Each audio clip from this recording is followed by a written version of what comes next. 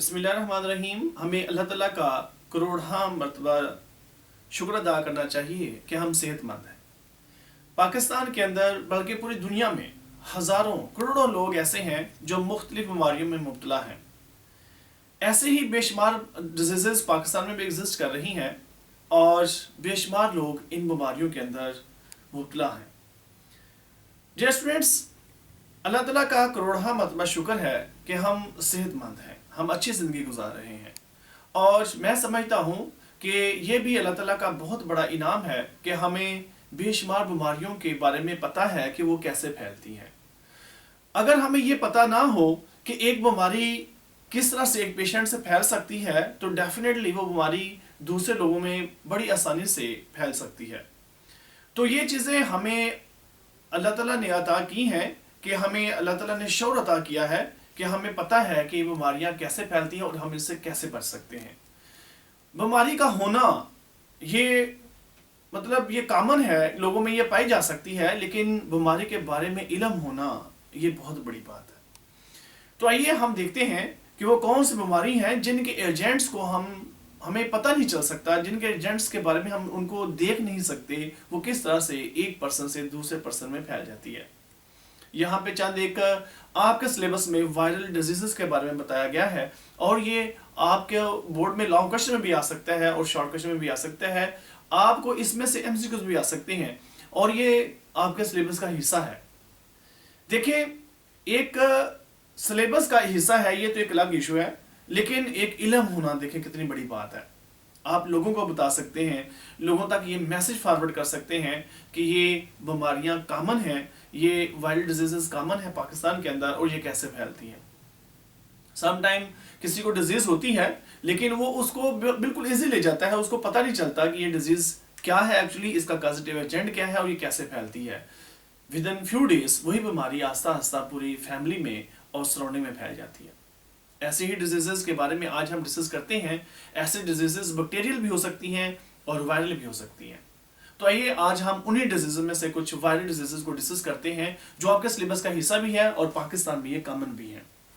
तो नाज़रीन, पहली जो डिजीज है that is a small pox. Small pox का ओरिजिन चाइना से हुआ, लेकिन आस्ता आस्ता ये पूरी दुनिया में फैलती चली गई और अब ये समझा जाता है कि इसकी वैक्सीनेशन अवेलेबल है और दुनिया से इसको ख़त्म कर दिया गया है। लेकिन अनफॉर्चुनेटली ये अभी भी एग्जिस्ट करती है। बेशुमार ऐसी कंट्री हैं जहाँ पे मेडिकेशन अवेलेबल नहीं है और ये डिजीज एग्जिस्ट कर रही है। स्मॉल पॉक्स का पॉजिटिव एजेंट है पॉक्स वायरस और इसका जो जीनोम है, इस वायरस का जीनोम, इसके अंदर डीएनए होता है और इसकी बॉडी के बाहर एक एडिशनल कोट है जिसको इन्वेलप कहते हैं, लिहाजा हम इसको कहते हैं ये डीएनए इन्वेलप्ड वायरस है। ये डिजीज कैसे फैलती है?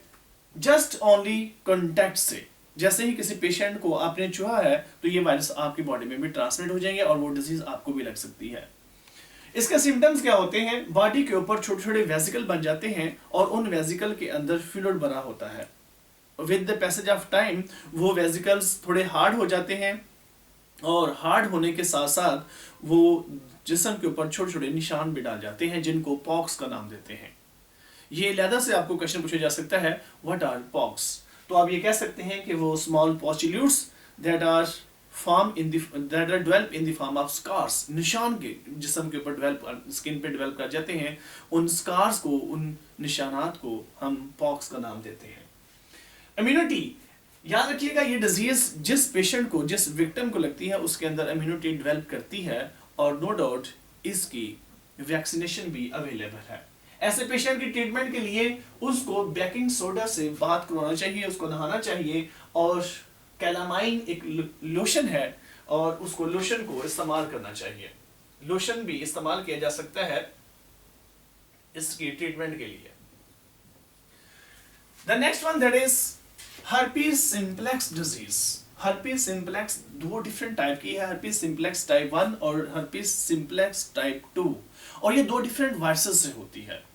हर्पीज सिंप्लेक्स टाइप 1 वायरस और हर्पीज सिंप्लेक्स टाइप 2 वायरस दोनों ही स्किन के डिजीज हैं, लेकिन दोनों में स्किन के एरिया डिफरेंट हैं, दोनों के रिसेप्टर डिफरेंट प्लेसेस में पाए जाते हैं। हर्पीज सिंप्लेक्स टाइप 1 का वायरस भी हर्पीज सिंप्लेक्स टाइप 1 ही है, क्योंकि आपके सिलेबस में पहले इसको डिस्कस किया गया है हर्पीज सिंप्लेक्स टाइप 1 को, तो हम इसकी बात कर लेते हैं कि ये भी डीएनए इन्वेलप्ड वायरस है।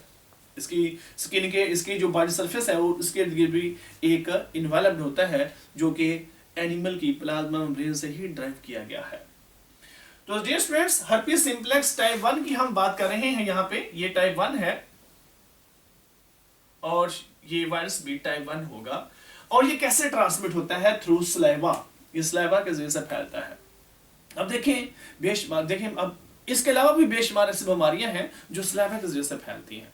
तो मैं ये समझता हूं कि अगर किसी को ये पता है कि ये इसके सिम्टम है, अगर ये सिम्टम्स होंगे और ये बीमारी होगी और ये इस तरह से फैलती है, तो मैं ये समझता हूं कि उसके ऊपर बहुत बड़ी अल्लाह ताला की मेहरबानी है। इल्म का होना बहुत बड़ी मेहरबानी है। तो नाज़रीन, ये सलाइवा से फैलती है और इसके सिम्टम्स क्या हैं? It causes vascular lesions on skin, different body parts, lips के ऊपर जख्म बना देती है, जिससे आस्ता आस्ता ब्लीडिंग होने लग जाती है। और इस बीमारी के जरिए से स्किन के ऊपर डिफरेंट जगह पे जख्म हो जाते हैं। और अगर ये ऐसा हो तो आपको ये पता होना चाहिए कि ये हर्पीज सिंप्लेक्स डिजीज है। और ये अपने विक्टिम के अंदर, जिसको ये डिजीज लगती है, उस पेशेंट के अंदर इम्यूनिटी को डेवलप करती है। लेकिन इसकी ट्रीटमेंट के लिए वॉल्ट्रेक्स ड्रग्स इस्तेमाल की जा सकती हैं और इसका कोई परमानेंट ट्रीटमेंट नहीं है। अगर इनिशियली तौर पर अर्ली एजेस में इसकी वैक्सीन दे दी जाए तो ये डिजीज सिरे से ही खत्म हो सकती है। हर्पीज सिंप्लेक्स टाइप 2, जिसका जिक्र यहाँ पे नहीं किया गया, वो भी एक वायरल डिजीज है, लेकिन वो सेक्सुअली ट्रांसमिट डिजीज है। वो फीमेल में ज्यादातर कॉमन है और ये वजाइनल डिजीज है, बर्थ कैनाल की डिजीज है। और ये अगर ऐसे बर्थ कैनाल में से, इन्फेक्टेड बर्थ कैनाल में से किसी न्यू यंग वन की बर्थ होती है तो डेफिनेटली उसको भी ये इन्फेक्शन काज करेगी, उसके आई इन्फेक्शन करेगी, उसका सेंट्रल नर्व सिस्टम जो है ना वो डिस्ट्रॉय कर सकती है। Herpes simplex disease it may be fatal. तो आइए, अगर इसकी परमानेंट या इसकी फौरी तौर पर ट्रीटमेंट सॉर्ट ना की जाए तो ये फैटल भी हो सकती है। It may cause disease death. The third one, that is influenza.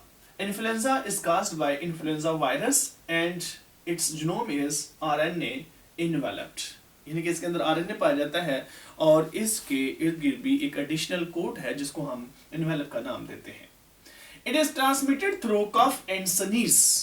अगर किसी को इन्फ्लुएंजा है तो वो अगर खांसता है या इवन जमाई भी लेता है तो उससे भी इसको किसी को, दूसरे पर्सन को डिजीज फैल सकती है। इसके क्या सिम्टम्स हैं? फीवर है, इनिशियली कफ है और स्टफी नोज बहता है और नोज जो लिक्विड निकलता है वो गाढ़ा होता है। अगर इस तरह की डिजीज है तो आप समझ लें कि इन्फ्लुएंजा है।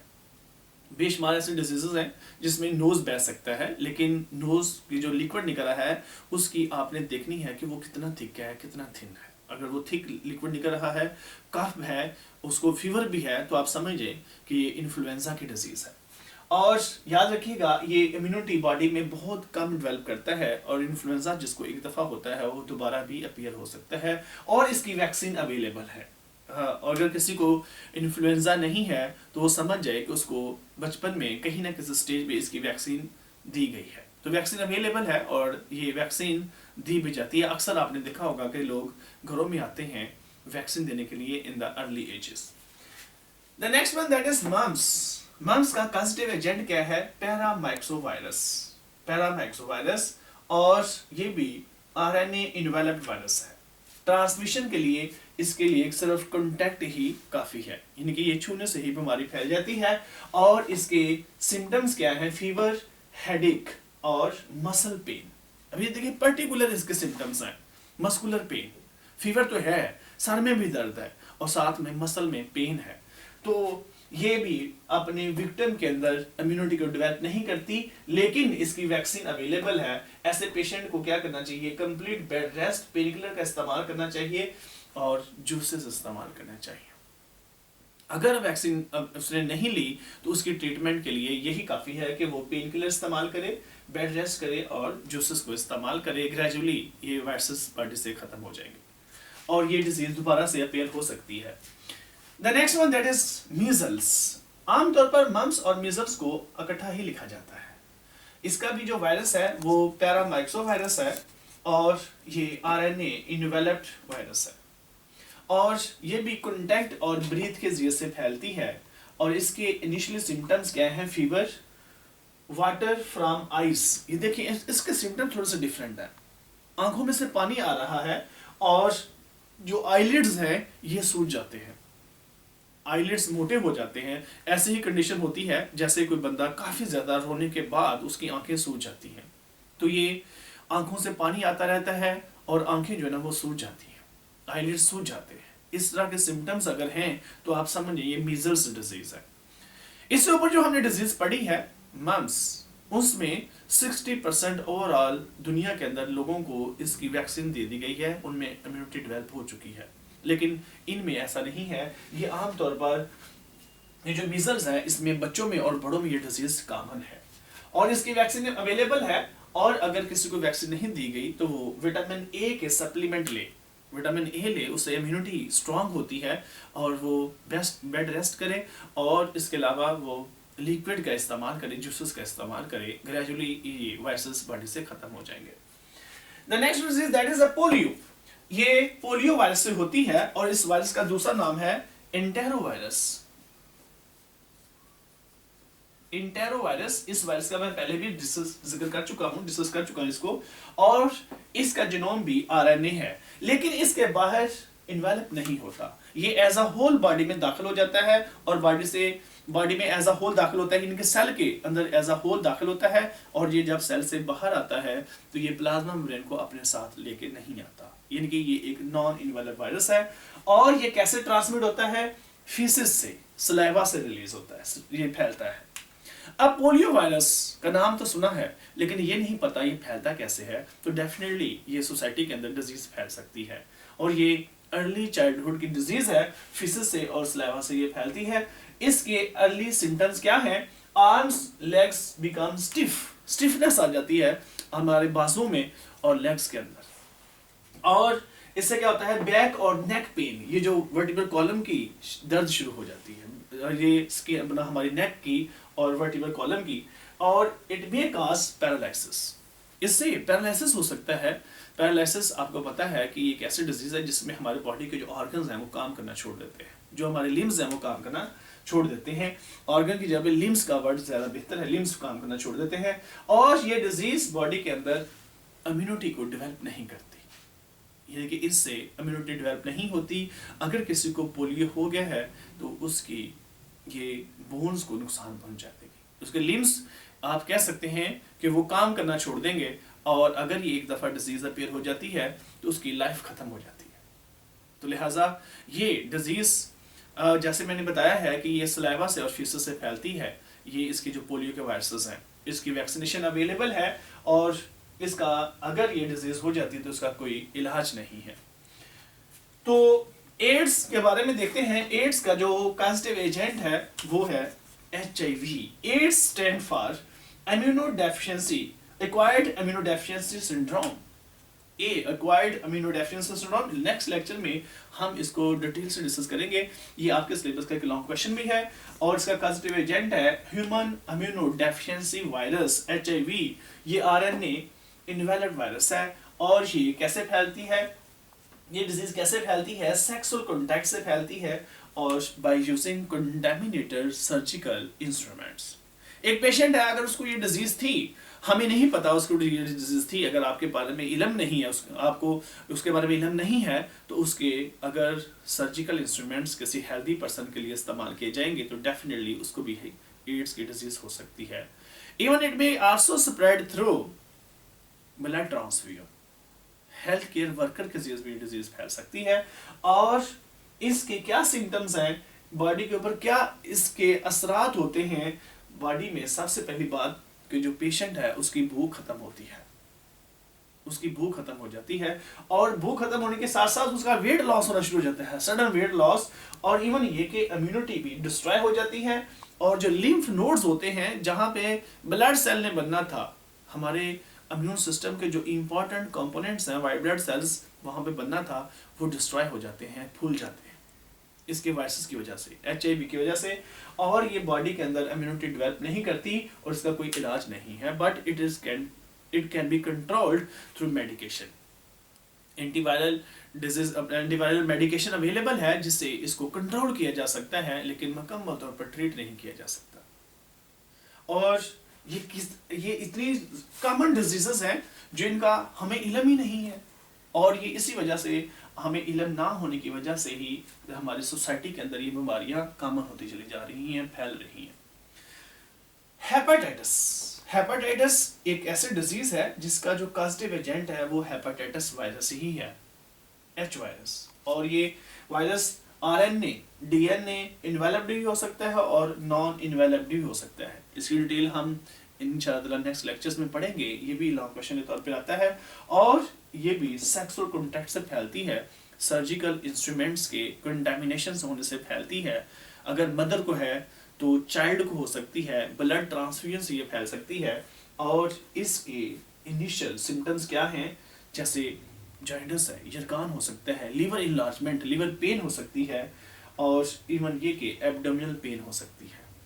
और ये भी अपनी विक्टिम में, अपने जो पेशेंट है उसके अंदर इम्यूनिटी को डेवलप नहीं करती। इसकी वैक्सीनेशन अवेलेबल है। हेपेटाइटिस के डिफरेंट टाइप्स हैं, हेपेटाइटिस A है, B है और C है। A और B की वैक्सीन अवेलेबल है, C की वैक्सीनेशन अवेलेबल नहीं है। और ये भी ऐसी डिजीज है जो फैटल हो सकती है, जानलेवा हो सकती है। तो ये स्टूडेंट्स डिफरेंट डिजीजेस और इनके ट्रीटमेंट्स, इनके सिम्टम्स, इनके कॉजेटिव एजेंट्स। तो स्टूडेंट्स ये ओवरऑल एक लॉन्ग क्वेश्चन है। इसको आप लोग, अगर आपको एक डिजीज के बारे में पूछा जाए तो आप उसकी डिफरेंट हेडिंग बनाकर उस क्वेश्चन को अटेम्प्ट कर सकते हैं। अपना बहुत ख्याल रखिएगा। अल्लाह हाफिज।